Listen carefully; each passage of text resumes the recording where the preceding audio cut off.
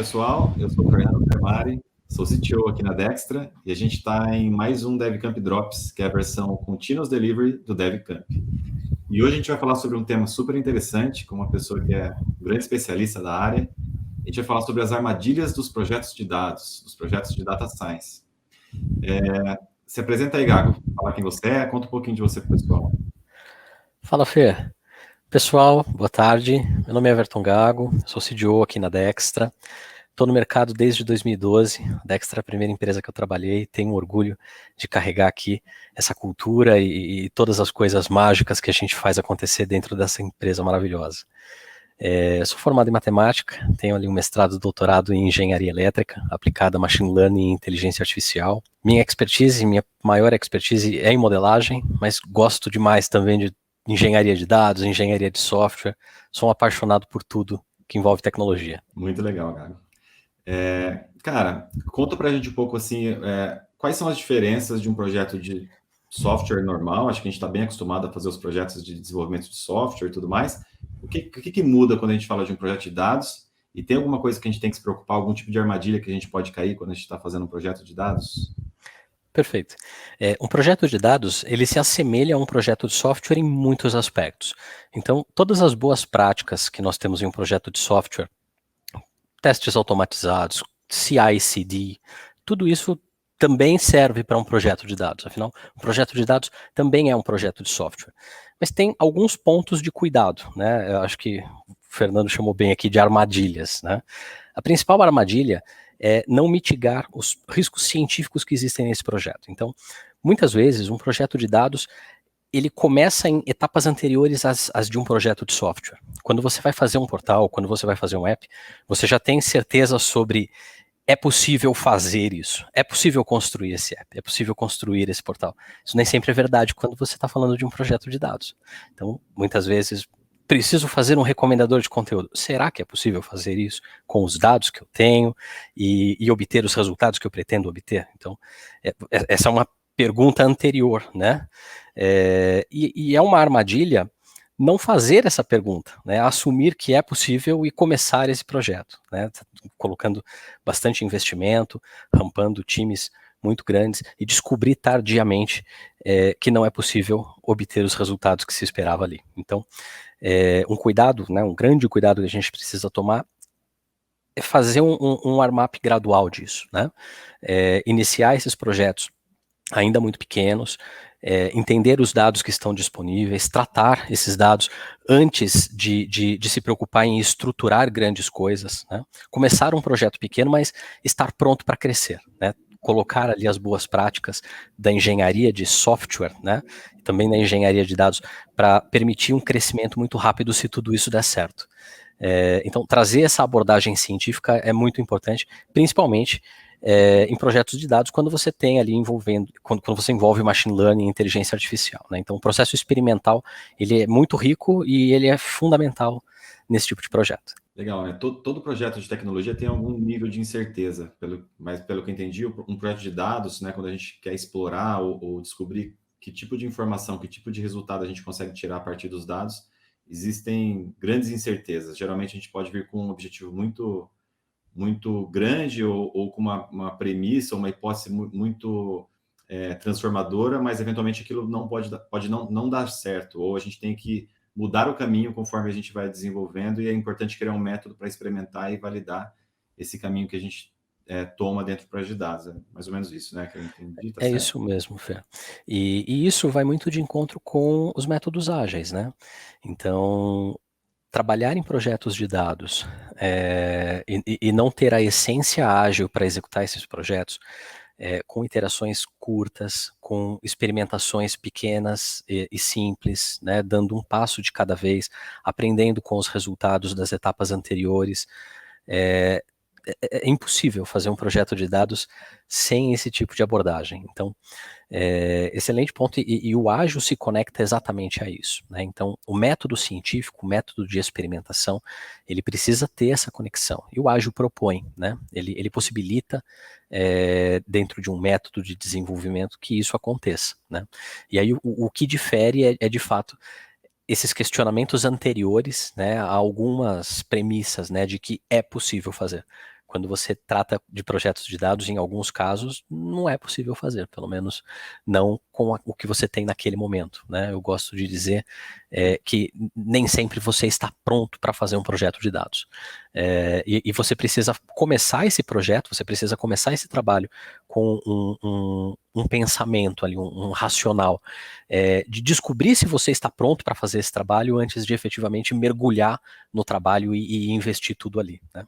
Pegando um pouco desse gancho, então acho que a gente tem uma jornada de dados aí dentro de uma empresa ou de uma organização que quer tirar proveito dos dados, né? E a gente pode ter projetos dos mais simples até você ter uma parte analítica ou relatórios em cima dos dados que você possui, ou até mesmo conseguir avançar em modelos mais sofisticados de projeção através de machine learning e algoritmos aí mais sofisticados. Conta um pouco para a gente como que é essa jornada aí de dados dentro de uma empresa. Excelente. É comum pensar nessa jornada como uma cascata, né? Então, se nós olharmos para a literatura ela até traz essa maturidade em 3 níveis, né? Um primeiro nível com a capacidade descritiva, a capacidade de olhar para os dados passados e extrair relatórios dali, a capacidade preditiva, né, de prever um problema futuro, e até a capacidade prescritiva, né, de conseguir usar machine learning, inteligência artificial, para encontrar uma solução para esse problema futuro, né, de modo que você evite que ele aconteça. E é comum pensar que isso é uma cascata, né, que eu primeiro tenho que estruturar todos os meus dados, transformar toda a minha casinha aqui em alguma coisa organizada, só para depois então conseguir dar o próximo passo em direção à predição e por aí vai. E isso não é verdade, né? Isso é uma premissa errada, né? É um risco muito grande. Muitas empresas começam por esse caminho, acabam investindo muito dinheiro, muito tempo nessas etapas e demoram muito para extrair valor efetivamente daqueles dados, né? Então, eu gosto de dizer que essa jornada ela deve ser tratada de maneira horizontal e por iniciativas, né? Então, de repente, a tua empresa ela não é toda data-driven ainda, né? Ela não tem ainda como corporação toda a cultura e a maturidade necessária para se fazer projetos de dados sofisticados e obter grandes resultados para a companhia toda. Mas talvez você consiga fazer isso sobre algumas iniciativas, né? Alguns pedacinhos delas. Então você pode percorrer essa jornada por essas iniciativas, né? Se você é um e-commerce, por exemplo, e você já nasceu no mundo digital, você já pode começar fazendo essas jornadas em pedaços, né? Por exemplo, você pode investir no teu modelo de personalização. Isso não significa que você precisa ter um super data lake, capaz de armazenar e cruzar todas as informações transacionadas no seu e-commerce, né? Mas você pode coletar algumas informações que vão te ajudar a personalizar a jornada do teu usuário e você pode, a partir destas poucas informações, vir descobrindo, né, como utilizá-las para predizer um comportamento futuro, para prescrever, para recomendar, e você pode fazer isso de forma incremental, né? E essa maneira de tratar a problemática de dados, ou a jornada de dados, ela é muito interessante, porque é uma forma de você liderar pelo exemplo, né? Então, nada melhor para convencer pessoas ou para aculturar pessoas, né? Do que exemplificar, do que mostrar coisas que já estão funcionando e permitir que juntas as pessoas encontrem uma maneira mais eficiente ou outras maneiras de expandir aquilo e extrair um resultado maior. E um outro ponto, Gabo, que geralmente surge de dúvida na hora que a gente fala de projetos de dados e também para as pessoas e até mesmo como a gente monta o time, como a gente organiza o time, se a gente monta um time que realmente é efetivo para aquela situação. E aí a gente tem vários papéis, né, quando a gente fala de dados. A gente tem o engenheiro de dados, o cientista de dados, a pessoa que é especializada em criar modelos de machine learning. Conta um pouquinho dos papéis, como eles se combinam, como que você pensa nessa parte, na hora que você vai montar um time de dados para um projeto? Perfeito.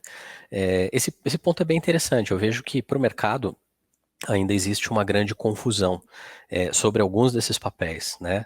Então é difícil saber aonde começa ali o papel do engenheiro de dados e onde termina esse papel, onde começa o engenheiro de machine learning, o que eles fazem em comum.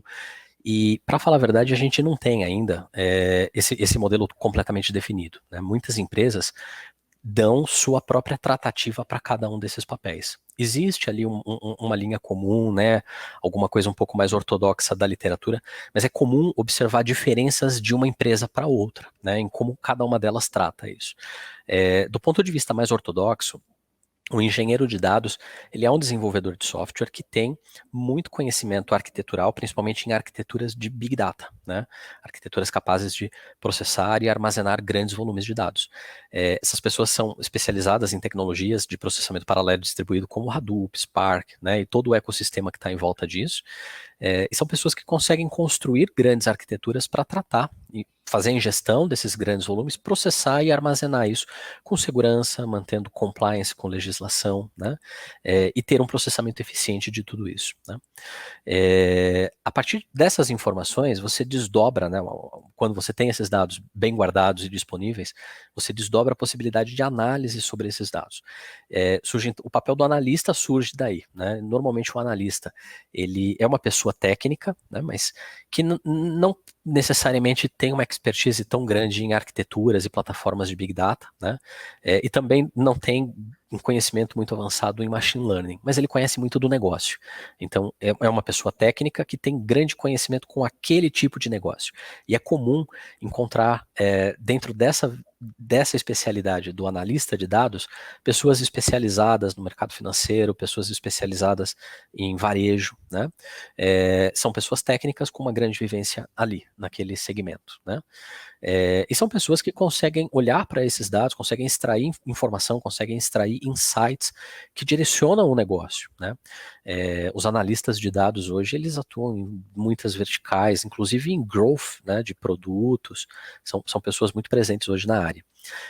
O cientista de dados são pessoas normalmente mais voltadas à modelagem, né? Tem um conhecimento matemático, tem um conhecimento estatístico bastante avançado, um conhecimento em machine learning também, e fazem a modelagem, né? Existem alguns cientistas de dados que caminham e têm ali um pouquinho mais de fluência também com aquele segmento de mercado, aquele segmento de negócio, e tem habilidades também de engenheiro de dados.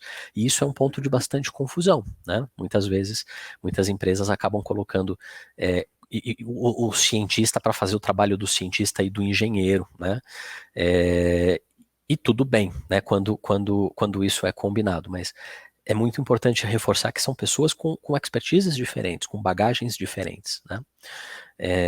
E o engenheiro de machine learning, eu já vi isso se confundir com o engenheiro de dados, eu já vi isso se confundir com o cientista de dados, né? O engenheiro de machine learning, ele é quem faz a operação de machine learning. Então, ele é como se fosse um DevOps especializado em machine learning. Ele tem conhecimentos de operação, ele consegue hospedar modelos, ele consegue monitorar esses modelos, avaliar esses modelos continuamente dentro da operação dos sistemas. Então, ele é responsável por manter isso em produção, né? Muitas vezes prover esse ambiente de deploy, monitorado, assistido, né?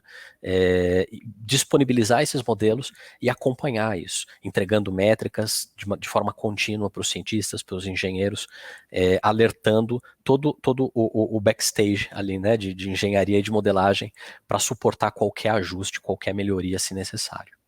Não, legal, muito legal. E eu sei também que você tem um material, que você publicou já um material recentemente com e-book, junto com o Flávio Furlaneto, quer contar um pouquinho? Acho que é sobre esse tema que a gente conversou aqui hoje, né? Sim, exatamente. É um e-book que trata das armadilhas em projetos de dados. Então, todos os pontos que a gente discutiu aqui, desde como tratar um projeto de dados do ponto de vista metodológico e de desenvolvimento, até como formar suas equipes, o que esperar de cada papel e como buscar esses papéis, como evitar sobreposições e permitir que essas pessoas trabalhem de maneira muito conectadas ao propósito do projeto e com bastante aderência também às suas principais expertises técnicas. Esse material a gente vai disponibilizar para vocês aqui no link desse vídeo. Bom, o papo tá bom, mas a gente vai ficar por aqui. Então, eu queria agradecer a todo mundo que assistiu essa edição do DevCamp Drops. Espero que vocês tenham gostado e até a próxima. Tchau, tchau, pessoal.